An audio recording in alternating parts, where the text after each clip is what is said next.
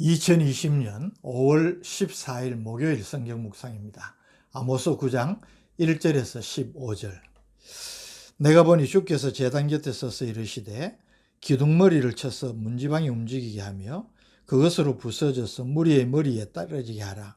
내가 그 남은 자를 칼로 죽이리니 그 중에서 한 사람도 도망하지 못하며 그 중에서 한 사람도 피하지 못하리라.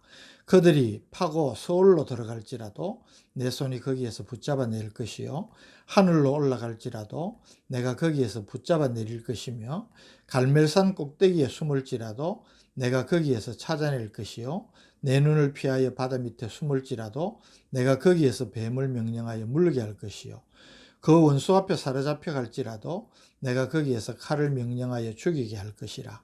내가 그들에게 주목하여 화를 내리고 복을 내리지 아니하리라 하시니라. 주 만군의 여호와는 땅을 만져 높게 하사 거기 거주하는 자가 애통하게 하시며 그 온 땅이 강의 넘침같이 솟아오르며 애굽 강같이 낮아지게 하시는 이요 그의 궁전을 하늘에 세우시며 그 궁창의 기초를 땅에 두시며 바닷물을 불러 지면에 쏟으시는 이니 그 이름은 여호와시니라. 여호와의 말씀이니라. 이스라엘 자손들아 너희는 내게 구서족속 같지 아니하냐. 내가 이스라엘을 애굽 땅에서 블레셋 사람을 갑돌에서 아람 사람을 기르에서 올라오게 하지 아니하였느냐. 보라, 주 여호와의 눈이 범죄한 나라를 주목하노니 내가 그것을 지면에서 멸하리라. 그러나 야곱의 집은 온전히 멸하지는 아니하리라. 여호와의 말씀이니라. 보라, 내가 명령하여 이스라엘 족속을 만국 중에서 체질하기를 채로 체질함 같이 하려니와 그 한 알갱이도 땅에 떨어지지 아니하리라. 내 백성 중에서 말하기를 화가 우리에게 미치지 아니하며 이러지 아니하리라 하는 모든 죄인은 칼에 죽으리라. 그날에 내가 다윗에 무너진 장막을 일으키고 그것들의 틈을 막으며 그 허물어진 것을 일으켜서 옛적과 같이 세우고 그들이 에돔의 남은 자와 내 이름으로 일컫는 만국을 기업으로 얻게 하리라. 이 일을 행하시는 여호와의 말씀이니라. 여호와의 말씀이니라. 보라, 날이 이를지라. 그때에 파종하는 자가 곡식 추수하는 자의 뒤를 이으며 포도를 밟는 자가 씨 뿌리는 자의 뒤를 이으며 산들은 단 포도주를 흘리며 작은 산들은 녹으리라. 내가 내 백성 이스라엘이 사로잡힌 것을 돌이키리니 그들이 황폐한 성읍을 건축하여 거주하며 포도원들을 가꾸고 그 포도주를 마시며 과원들을 만들고 그 열매를 먹으리라. 내가 그들을 그들의 땅에 심으리니 그들이 내가 준 땅에서 다시 뽑히지 아니하리라. 내 하나님 여호와의 말씀이니라. 아멘. 아모스서의 마지막 장입니다. 이 9장에는 아모스 선지자가 본 5가지 환상 가운데 마지막 환상인 성전 파괴 환상과 본서의 결론 부분으로 되어 있습니다. 먼저 1절에서 10절은 아모스 선지자가 본 5번째 성전 파괴 환상과 최종적인 북이스라엘의 멸망 선언을 보여줍니다. 1절, 내가 보니 주께서 제단 곁에 서서 이르시되 기둥머리를 쳐서 문지방이 움직이게 하며 그것으로 부서져서 무리의 머리에 떨어지게 하라. 내가 그 남은 자를 칼로 죽이리니 그 중에서 한 사람도 도망하지 못하며 그 중에서 한 사람도 피하지 못하리라. 아모스가 본 환상은 주께서 성전을 파괴하도록 명하시는 것입니다. 기둥머리는 성전 건물을 지탱하는 부분을 말하고 문지방은 바닥이니 성전 건물이 무너져서 바닥까지 흔들릴 정도이니 완전한 파괴를 명하신 것입니다. 이 성전 파괴로 말미암아 수많은 사람들이 사망하겠지만 구사일생으로 살아남은 사람들마저도 한 사람도 죽음을 면키 어려운 철저한 심판을 하시겠다는 환상입니다. 2절에서 4절의 말씀을 보면 누가 땅을 파고 음부로 들어갈지라도 또 하늘로 올라갈지라도 산 꼭대기에 숨을지라도 바다 밑에 숨을지라도 심지어 포로로 잡혀간 땅에서도 하나님은 심판할 자를 찾아내서 반드시 심판하리라고 하시는 것입니다. 두려운 말씀 아닙니까? 5절과 6절은 하나님의 전능하신 능력과 인생과 만물의 주권자 되심을 선포합니다.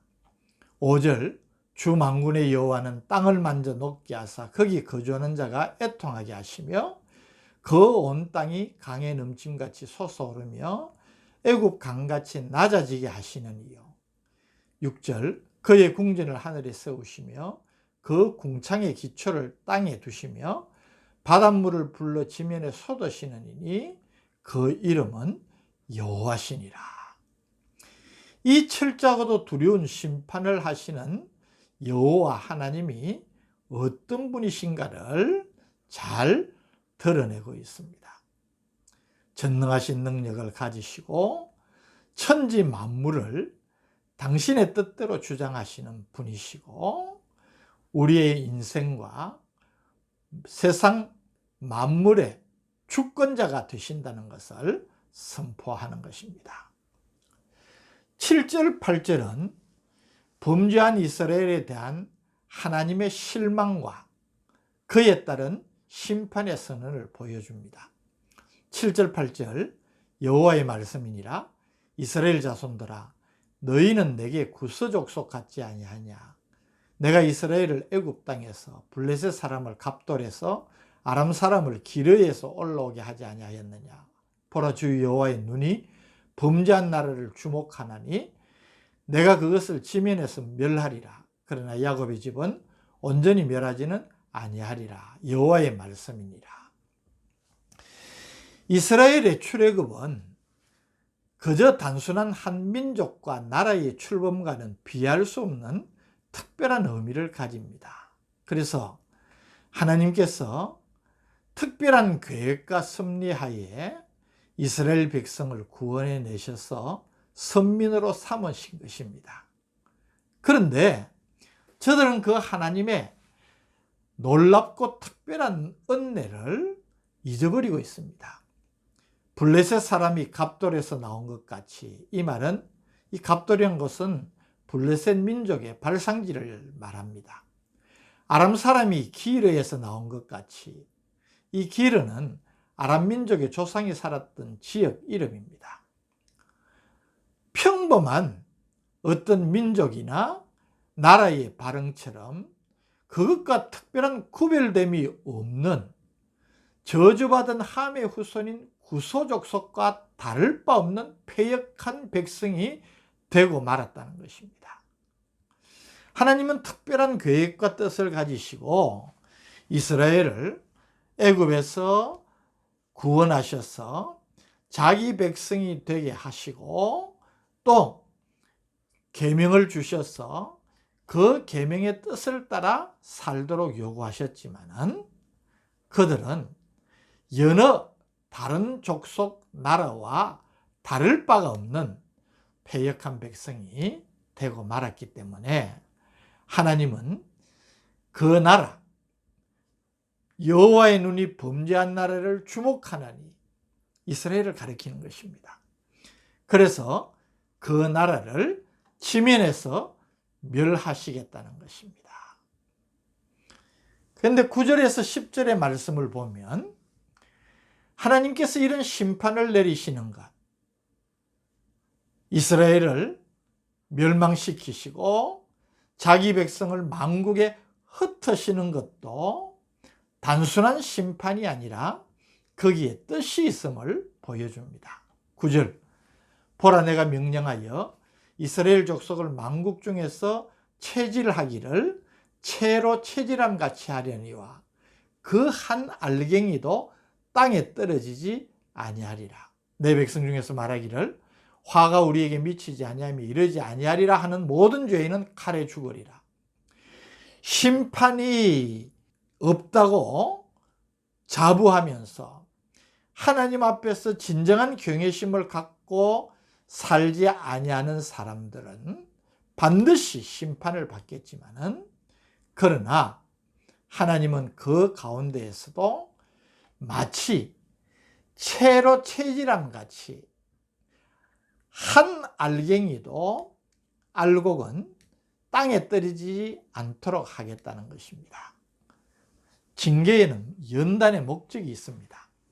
하나님께서 이스라엘을 징계하셔서 만국에 흩으시는 고난을 주시지만 그 고난을 통하여서 마치 채질을 해 알곡과 쭉정이를 구별해 내시는 것처럼 진정으로 참 하나님의 백성, 참 믿음의 사람을 구별하시겠다는 것입니다. 그래서 철저한 심판 가운데서도 의인은 한 사람도 버림받지 않고 구원받게 하실 것이라는 약속을 주시는 것입니다.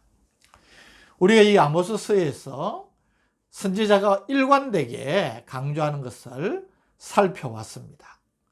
하나님을 경외하는 신앙을 저버리고 공의와 정의로운 삶에 역행하는 이스라엘 백성들에게 반드시 하나님의 심판이 있을 것임을 경고하고 선언하였습니다.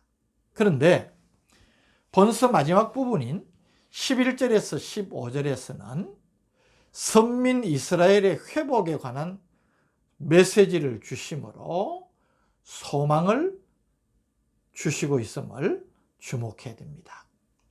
11절은 다윗의 무너진 장막을 일으키리라고 약속하십니다. 12절은 만국을 기업으로 얻게 하리라는 약속입니다. 13절은 풍성한 축복을 하시겠다는 약속입니다. 14절은 이스라엘 백성의 포로 생활에서의 귀환을 약속하십니다. 마지막 15절은 왕국의 영원한 보존 약속입니다. 이 아모스를 통하여서 하나님께서 우리에게 강조하시는 것이 무엇입니까? 무엇보다도 하나님은 공의의 심판자 되신다는 겁니다. 그 하나님 앞에 모두가 심판을 받습니다. 택한 백성이든 이방 나라이든 민족이든 하나님은 선악간에 심판을 하십니다.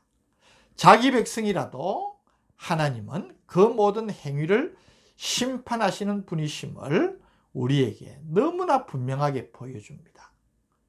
그리고 하나님의 구원 역사는 그분의 뜻대로 진행된다는 사실입니다. 때로 인간이 하나님의 은혜를 입은 자기 백성이 공의와 정의를 무너뜨리고 진리를 배척하지만 결국은 하나님은 징계와 심판으로 하나님의 공의를 나타내신다는 것입니다. 그렇다면 우리의 행복이 어디에 있는 것입니까?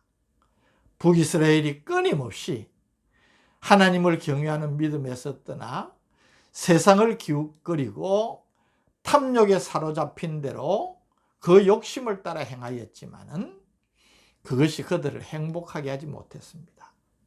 도리어 저들은 그것 때문에 심판을 받고 끝내 돌이키지 않아서 멸망을 당했습니다. 우리는 생각해야 됩니다.